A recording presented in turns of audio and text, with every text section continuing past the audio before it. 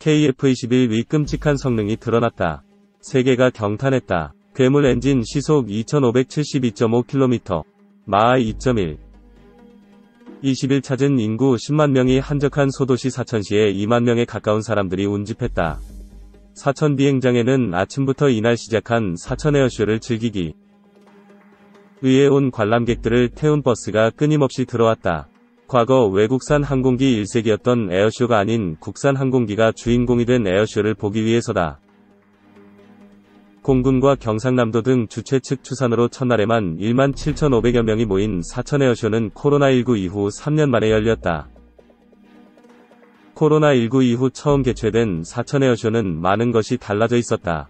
우선 에어쇼에 나온 항공기 중 국산 항공기가 절반을 넘어섰다.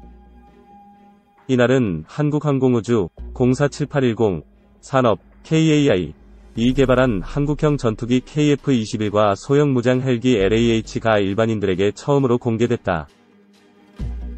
이날 오전 비행쇼를 선보인 LAH는 가벼운 동체의 장점을 살려 상승과 하강, 회전과 전후좌우 비행 등에서 민첩함을 뽐냈다. LAH는 2013년부터 개발을 시작해 올해 말까지 최종 완료하는 국산 소형 무장 헬기다. 육군은 현재 170여 대가량의 외국산 소형 무장 헬기를 이 LAH로 대체한다는 계획이다. 올해 7월 시험비행을 시작한 국산 초음속 전투기 KF-21도 이날 처음으로 대중에 공개됐다. 국방과학연구소와 KAI LIG 넥스원, 한화시스템 등 225여 개의 국내 방산기업, 국내 연구소와 대학이 공동 개발한 KF-21은 우리 공군과 인도네시아 공군이 도입하는 4.5세대 전투기다. 길이는 17m에 달하고 높이는 5m에 육박하는 육중한 크기의 KF-21 근처에는 수십 명의 사람들이 모여 사진을 찍기 바빴다. 에어쇼 첫날 하이라이트는 세계 최고 실력을 가진 공군 특수비행팀 블랙이글스였다. 블랙이글스는 시속 1200km가 넘는 속도로 창공을 가르며 태극 하트 문양을 만들고 직하강 저공 비행 등을 선보였다. 화려한 고개 비행을 선보인 블랙이글스의 항공기 T-50도 순수 국내 기술로 제작한 비행기다. 블랙이글스 조종사들이 비행을 마치고 활주로에 내려오자 운집한 관객들이 우레와 같은 박수를 치며 찬사를 보내기도 했다. 이처럼 3년 만에 처음 열린 사천 에어쇼에서는 국산 항공기가 잇따라 공개되며 수많은 이들의 호응을 이끌어냈다. 이날 KAI 사천 본사에서는 항공기 국산화에 속도를 내는 대중소기업 상생협력 협약식도 열리며 K항공 방산 생태계가 더 두터워질 것으로 전망된다. KAI는 사천 본사에서 경상남도와 30개 협력사와 함께 항공우주 분야 기업들의 성장을 위한 협약식을 열고 협력사 자금 지원 등을 통해 국내 항공기 부품 국산화 지원을 할 것을 약속했다. 강구영 KAI 사장은 항공우주에 대한 관심이 자라나다가 코로나19 이후 꺾였는데 이번 사천 에어쇼가 다시 살아나는 계기가 될 것으로 생각한다. 며 젊은 세대들이 KF-21초도 비행이나 최근 폴란드에 대한 전투기 수출 등으로 관심이 더 높아질 것으로 본다. 고 말했다. 박호영 기자. OK, K방산, KF-21 시연비행 조종사도 엄지척, 한국의 기술 레벨 높아지고 있다. 2027년 세계 4대 방산 수출국, 대한민국이 향후 5년 뒤 세계 방산 4강의 꿈을 향해 뛰고 있다. 6.25 전쟁 당시 소총 하나 만들지 못하던 나라였지만 국내는 물론 해외에서도 불가능한 목표라고 생각하지 않는다. K방산으로 대변되는 대한민국 방위산업은 남북분단 속에서 국가안보에 기여할 뿐 아니라 동남아와 남미를 넘어 유럽까지 진출하며 미래 먹거리를 창출하고 있다. 헤럴드 경제는 미국, 영국 현지 취재와 폴란드 방한 인사 인터뷰, 미국, 인도네시아 관계자와 화상 인터뷰 등을 통해 K방산의 오늘을 조망하고 내일을 모색한다. 김성우 기자. KF-21 보라매가 비행하는 모습을 직접 봤다. 입을 쩍 벌릴 정도로 놀랐다. 정말 이른 시일 내에 하늘을 나는 전투기를 잘 만들어냈단 생각이 들더라. 빌리 플린 실험시험조종사협회 부회장. 한국이 개발한 한국형 전투기 KF-21 보라매의 기술적인 우수성은 시연비행조종사들 사이에서도 이슈다. 해외에서 만든 항공기를 생산하는 수준에 그쳤던 한국이 직접 만든 AESA 레이더를 포함한 핵심 부품을 직접 개발해 4.5세대 전투기를 만드는 데 사실상 성공했다는 점에서다. 헤럴드 경제는 지난 10월 에어쇼가 3년 만에 열린 경남 사천을 찾은 SATP와 국제시험비행조종사 스쿨 관계자들에게 KF-21에 대한 의견을 들었다. 시험비행조종사로 비행기 개발자로 산전수전을 겪은 이들이다.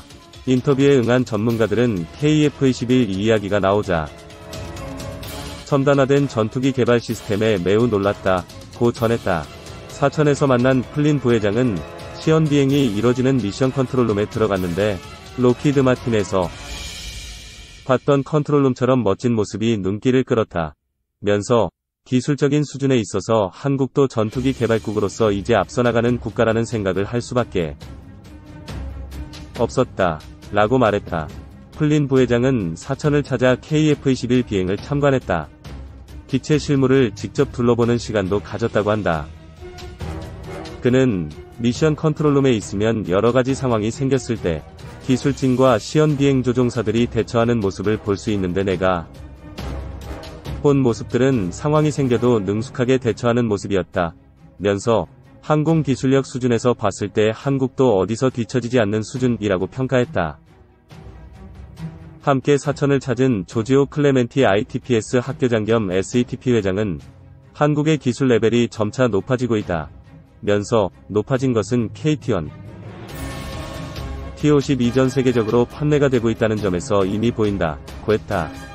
그는 실제 11년간 한국인 시연비행조종사들을 가르쳐보면 한국의 기술 수준이 올라가고 있는 것이 눈에 띄게 나타난다고 했다. ITPS는 시연비행조종사들을 육성하는 교육기관으로 한국에서 활동하는 시연비행조종사 상당수는 이곳에서 추가 훈련을 받는다.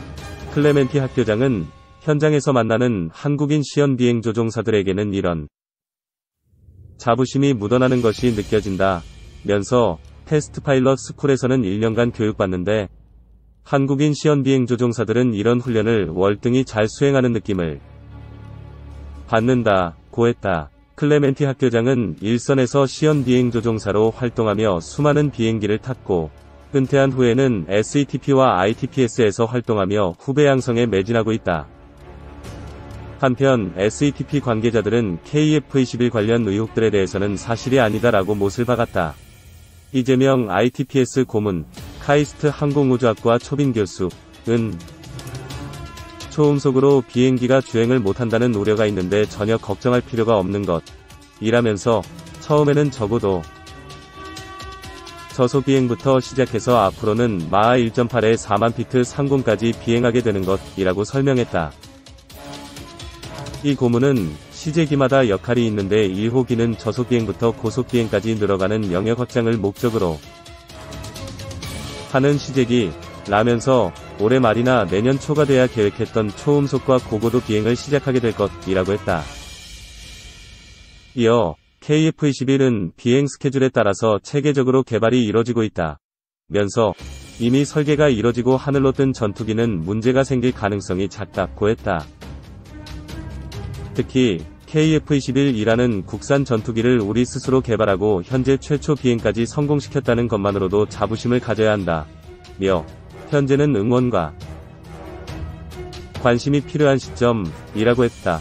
플린 부회장은 앞서 시연비행조종사로 활동하며 F-35E 라이트닝의 개발에 참여한 인물이다. 앞서 캐나다 왕립공군에서 시연비행조종사이자 전대장으로도 복무했다. 클레멘티 학교장도 24년간 시연비행조종사로 활약하면서 3,000시간의 비행시간 동안 60대 기체를 직접 테스트했다고 한다. 그의 손을 거쳐간 기체는 AW139, 엠브렐 145, 알레니아 C-7J 등 다수다. 이 고문은 국방과학연구소에 몸담으며 KT-1 개발 총책으로 일했다. 초음속 전투기 T-50 사업이 시작되자 초기 개발에도 참여했다. 현재 KF-21은 비행시험을 진행하고 있는 단계다.